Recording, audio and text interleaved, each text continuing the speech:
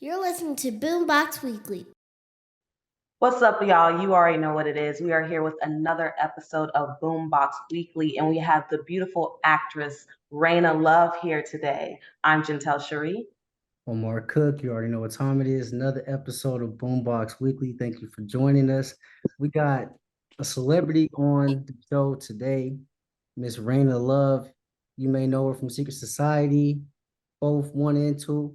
Dope actress. How you doing, Reyna?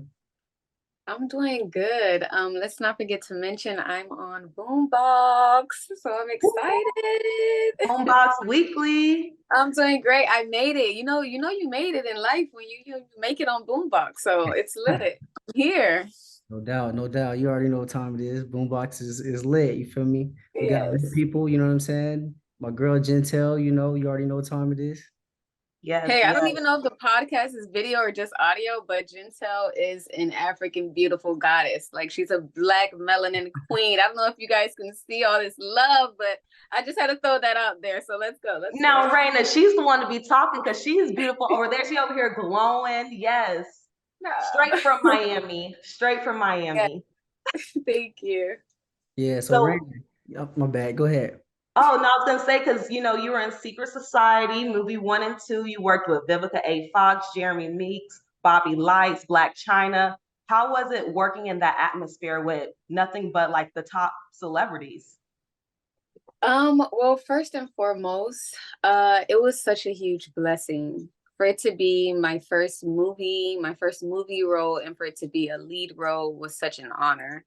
And Miasha, who actually produced the film, she actually is the author of the novel as well, part 1, 2, and 3, which we just wrapped up from shooting. Miasha Coleman, she wrote the book and then ended up turning it into a play and then turning it into this huge film, which is what it is today.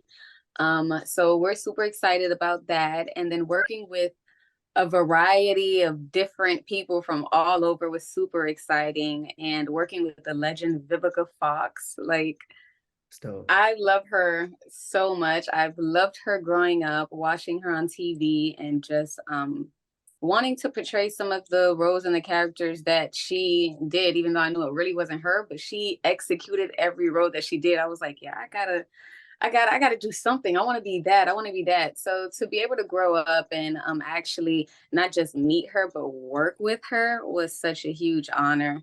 And then everybody else from the cast, even as far as Jeremy Meeks, like he came into this industry as Prison Bay. So the fact that I was able to work with him, he's so talented. Aside from being this sensation of a photograph that just went viral, like he's really talented. Like he gave me some cues on set as well.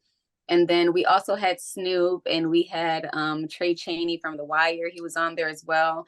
So it was fun to work with everybody. For it being my first huge set to work on, everybody just made me feel like family. So it was such a huge experience. No doubt, no doubt. That's dope. For the people that don't know about the movie, can you tell us a little bit about it? Whew. So Secret Society is a story based on two friends, and their friendship is as strong as sisters. So they both have this sisterhood where they can rely on each other, and they are all they have. But in the midst of everything that they have going on in their life, we're all human. So like any other girl, they want love. They want that arm candy. They want to be that arm candy. They want the fabulous life. They want the money. They want the man that they're attracted to that's financially stable. They just want it all. And they want someone to genuinely love them for who they are, not only on the outside, but the inside as well. So there's a huge cliffhanger in the film that actually kind of prohibits them from really having this beautiful lifestyle, this beautiful fantasy that they want in the end for themselves, which they can have it. But in order to have that, there's a lot of truths that need to be told, and a lot of confidence that needs to be bestowed in these women for them to be able to, get the life that they want. So moving forward in the movie, they end up going through a couple of things. And I don't want to spill too much, because if you haven't seen Secret Society, me telling you this cliffhanger would only Um, I don't know. Well, add more sauce to it. I'm for sure.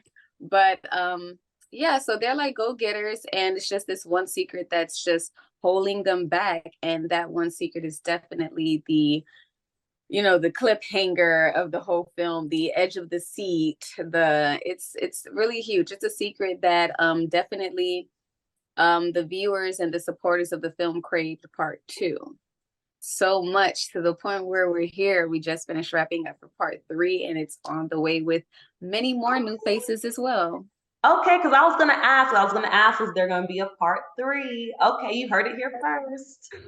Yes, we have to get some kind of like, what happened with Viv? What happened with Celeste's life? What happened with Cece? What's going on with Cece? Like, there are so many unanswered questions, and I'm just so excited for part three because it reveals it all. It answers everyone's questions, because they were in my DMs and writing online, like, what's happening next? What's gonna happen? Like, what's going on? Like, how could y'all end it like that? Like, how in part one could this happen to this person or this character?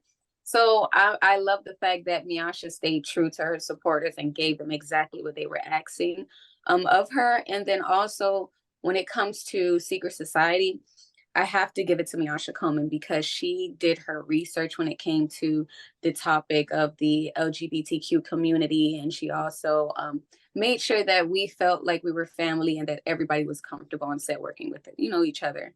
So that's really what it was. Was That's it a tough, good. was it a tough role for you to take when you initially read the script, or what drew you to the character? Um, what drew me to the character was the story. So originally, when I first auditioned for it, they give us just a little script, just a little piece. They don't give you it all. Right. They don't want to give you it all. I don't like that. So they gave me a piece, and I remember it was COVID. You guys are probably gonna laugh, but my mom always told me, like, if it's for you, it's for you. Forget the noise, forget everything else. If it's for you, it's for you. Yes. Yes.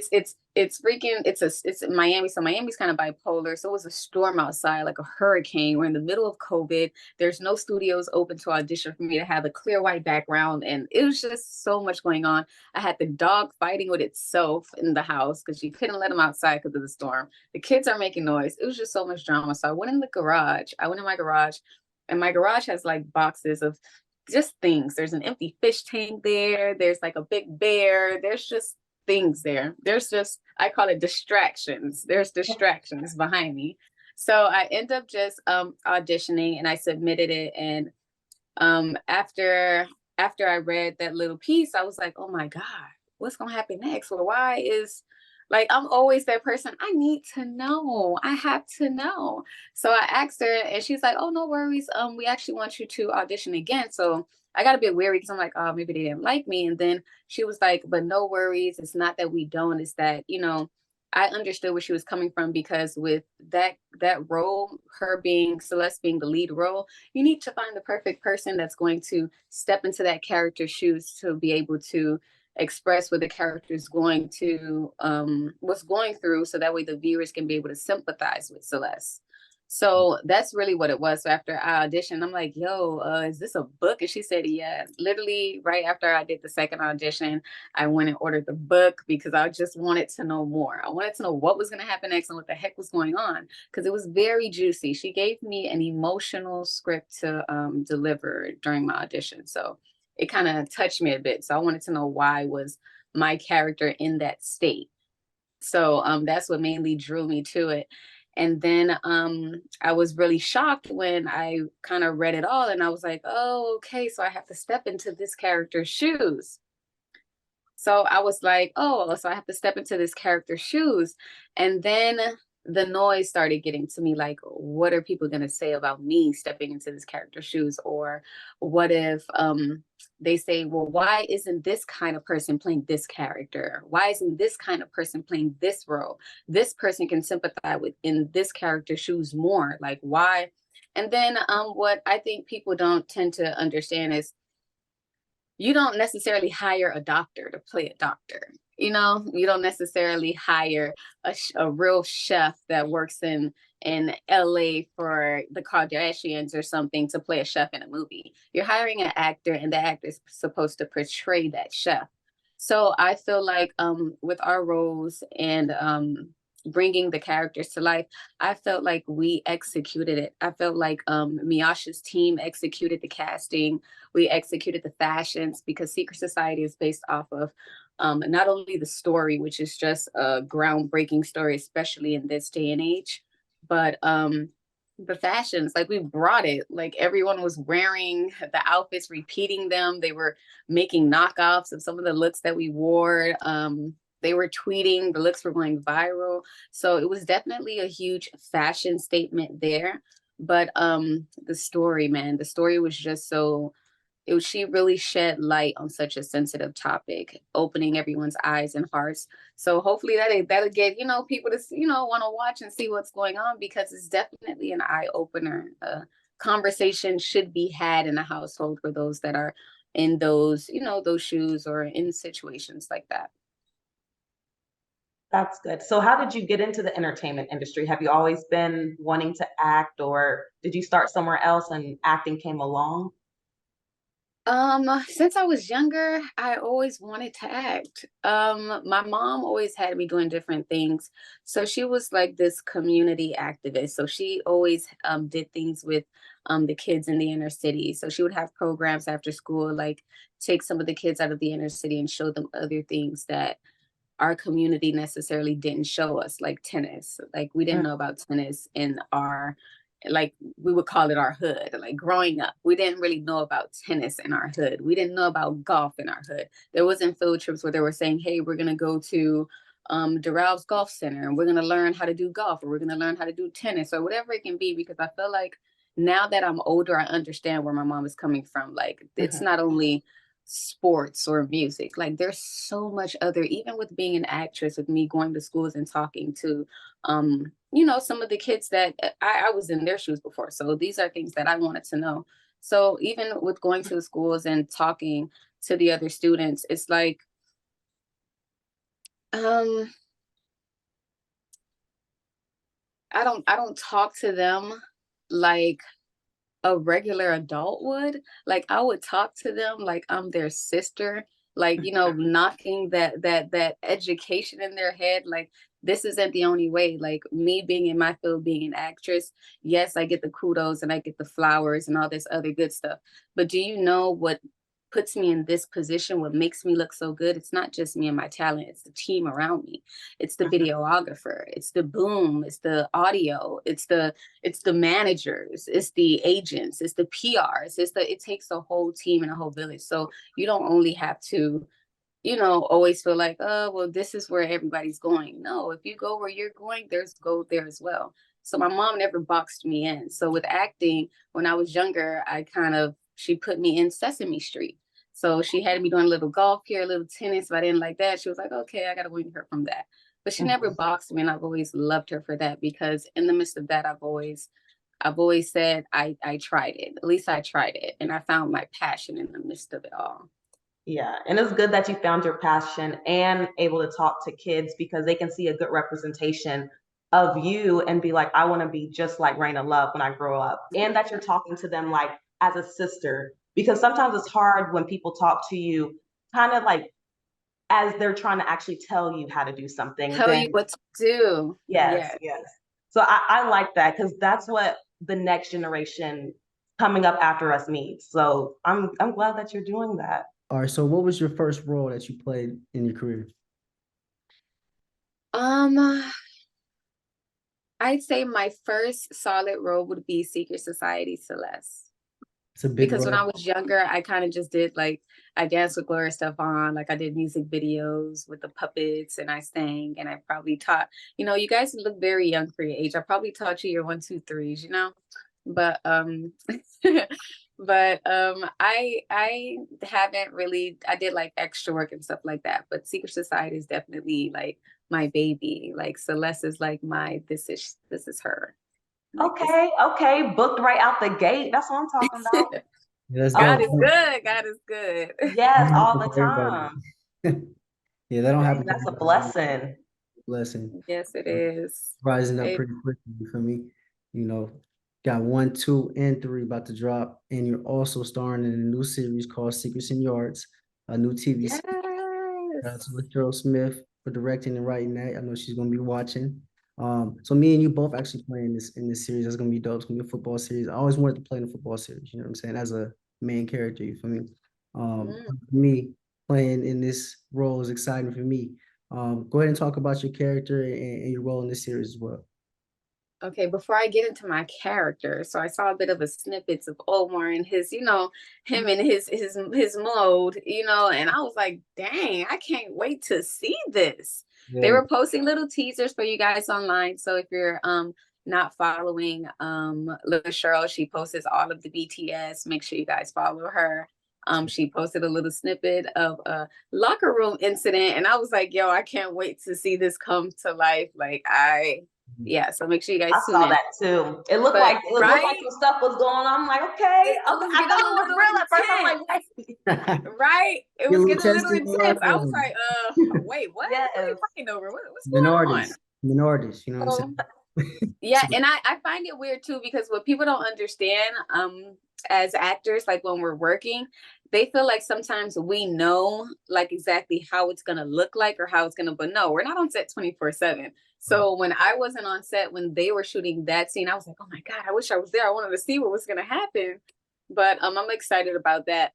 But my character in Secrets and Yards, her name is Desalin. So she is the girlfriend of another character on the show. Well, his name is Darrell, so it's kind of out there. And she is just finds herself in this lifestyle of the ball game. Ballers are gonna ball, players are gonna play. So let's just see how, this how it turns out. I'm excited for everybody to tune in. No doubt, no doubt. That's gonna be exciting for sure. I'm excited how that scene comes out for sure. And there's a lot of drama that's coming on the series as well. You know what I mean? Think of a game more serious. You know what I mean? Already. Okay, well, we're ready, and we're going to take a quick little break and give a shout out to our proud sponsors, 24/7 Live Culture.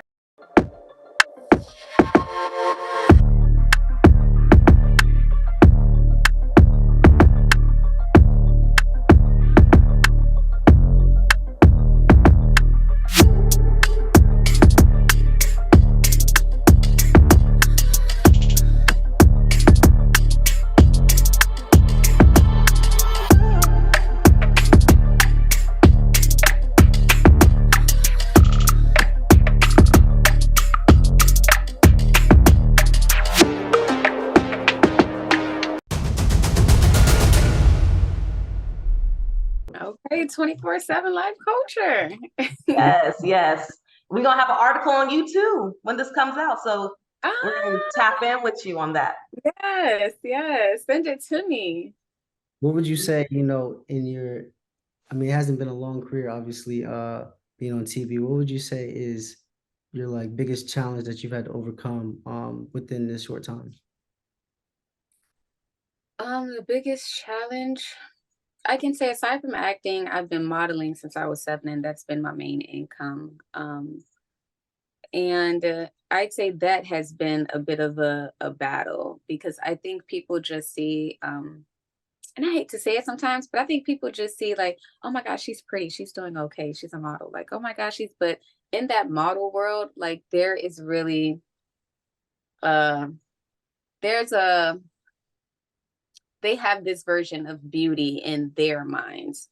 Because I think with us, the outsiders that aren't like, and when I say us, I always say like, I'm not in the industry, I'm not a celebrity, I'm just a regular person, like just leave me alone. So with us, because I'm team us, so with us, I can look at a woman, I'm like, oh my gosh, she's beautiful, look at her melanin skin, oh her hair, oh her legs, yes girl, yes, you look good today. And I feel like in the modeling world, it's like you have to be a bit more fair skinned, and we deal with different things in that area. So I'd say the film industry, I kind of love it a bit more, because I'm able to really be myself a bit more, be comfortable, get to know other people, as versus being in that world and I have to be very stern, and you not even can't, like you usually don't really build relationships with people, because people are like just coming on set and leaving, like we're just like So I've always loved acting, and I'm glad that I'm able to actually get my feet wet, and God has put me in a position to do what I love to do and get paid for it. So that's a blessing within itself. What would be your dream acting gig? Whew. My dream acting gig would be the gig that's playing on that screen when I am being called to get my Oscar. That gig that's on that screen that y'all Okay. envision in y'all mind. Mm-hmm. That gig that y'all envisioning in y'all mind right there. That one. Yeah. That's, I Jeez. know that's right. so I may have done it already, or I may have not. But that Right, one right. that you're envisioning in your head. Yes. That, yeah. You're gonna have Oscar winning Reyna Love. We have to speak. We have to speak. We do.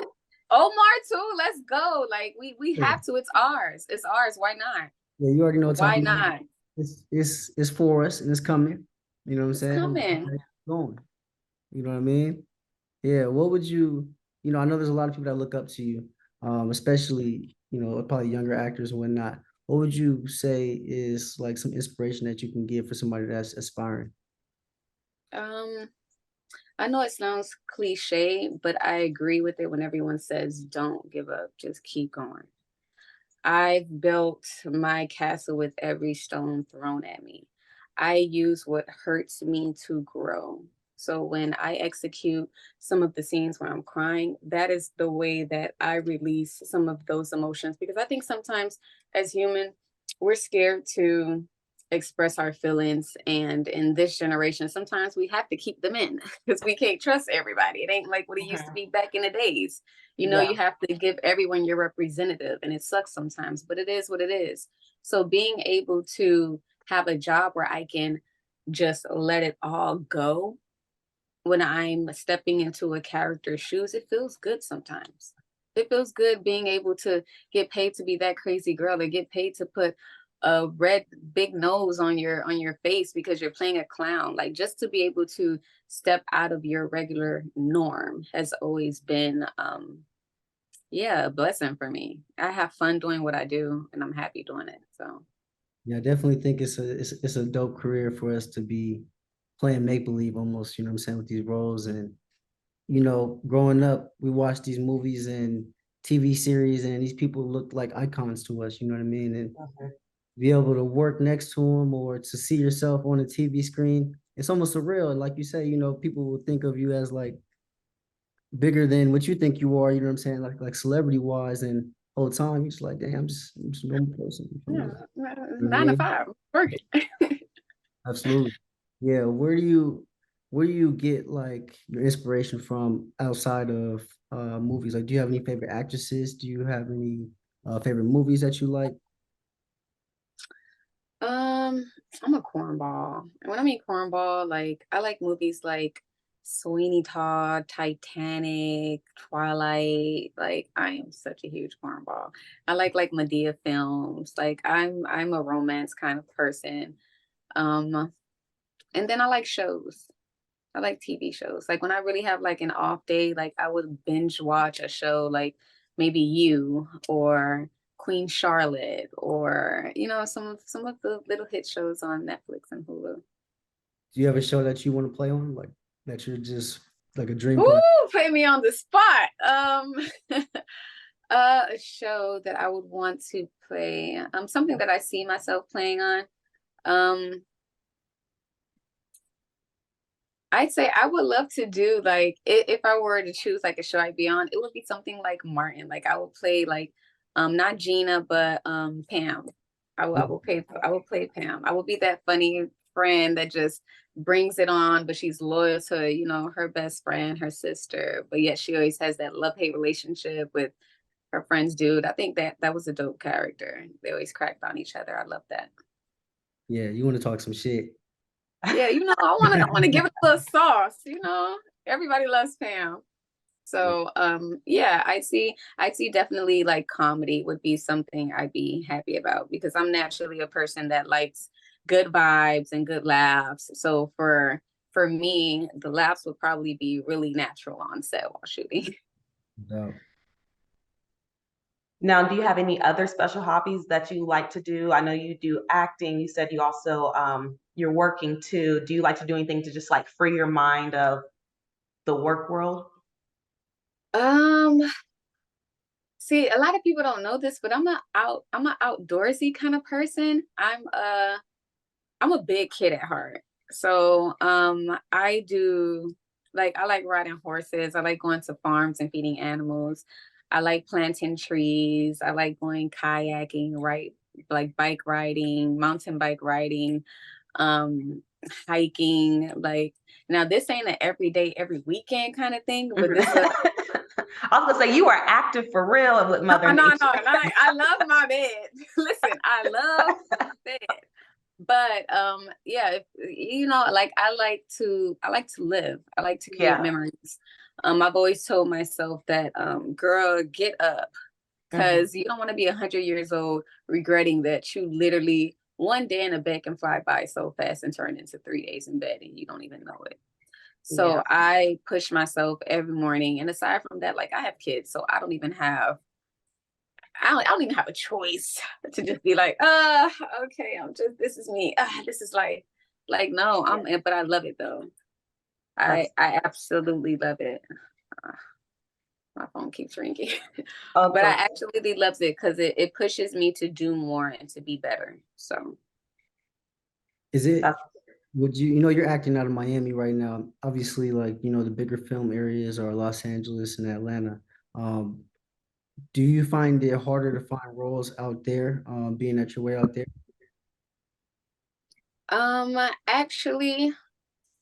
actually no. I say what's for me is for me. With COVID, I was really doing a lot of my auditions via Zoom, and so far nothing has changed in that aspect because it's easier for I guess people to find more different characters, more different people. So I don't think it made it harder. Now it does put me in a box to the point where I'm not able to network as much as I should, because there are different places. If you want to do acting, you go to LA. You want to do modeling, you go to New York. So there are places where, you should touch grounds and stomp the bases to be able to network, meet people, and get yourself out there.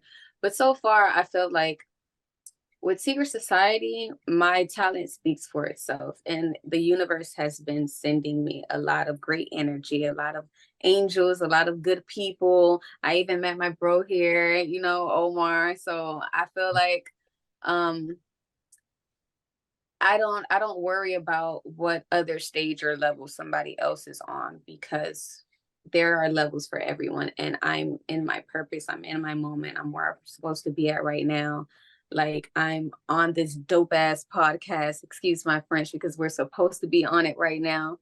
So I never second guess or question anything. I just know that, gotta stay focused. No, that's good. I feel you, because like you said, what's meant for you is for you. What God has for you is for you. And I don't know if you ever feel like this, but when I get certain roles, because sometimes it does take a while to like book that big role. It does take a while, but when I finally like am able to You're book, an actress too? oh yes, I'm falling yes. in love on the screen right now. So Gentel Hopefully we can love. work in something soon. Yes, I didn't know that, girl. Okay, Yes, go ahead. yes. I'm sorry. Oh no, you're Gentel good. So I feel love. you. Like when you finally book it, you like kind of relate to the character in some sense. You kind of like realize, I see why I got this role. It makes sense. Like it's literally for me. I don't know if you ever feel like that, even with Secret Society. I mean, felt the like fact that you booked it as your first big role out the gate, and then 3 movies, Right. amen. That's a three dream. movies, like 3 feature films Yeah, on Yeah, platforms. yeah. That's a blessing. Yeah, that's it crazy. sounds even better when you say it. I'm serious though. Yes, That's it's huge. good. Like people literally like work their whole lives, to like want to do something like that. And you're like literally doing living proof, giving back to your community. Like you're doing all the right things, and God's just gonna continue to bless you. Amen. Thank you. And it's so crazy that you say that too, because with Secret Society, I met my sis Erica Pinkin, and she played the co-star as well. And she was telling me, because she's obviously been in the industry in this realm for for a minute, and she was like, it's not always like this. And I'm like, what do you mean? Because I was thanking her. I'm like, thank you for being you, sis, because everybody is just so great. Like every person that walks by is just amazing. Like, nah, this got to be fake. Like, how much are they paying you guys? But like literally, even when we have our tough days, everyone still remains the same. Now you do see a different structure in everybody's ways at that moment, but you're noticing that these are genuine people. Like these are hardworking people. They love what they do. They care about everybody around them.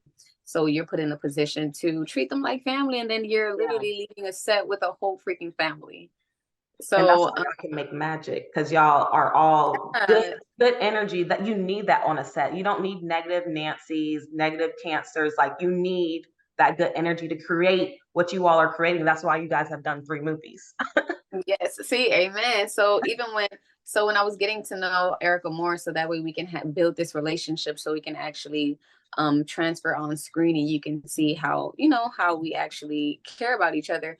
It was more so me just being quiet and just listening to her, because the advice that Erica had gave me really helped me, and it really made me feel comfortable, because the whole experience was new for me. Like me just being around all these people, and then can you imagine seeing this person? I'm working with this person. Like, oh my God, don't have a panic attack that's about to walk in.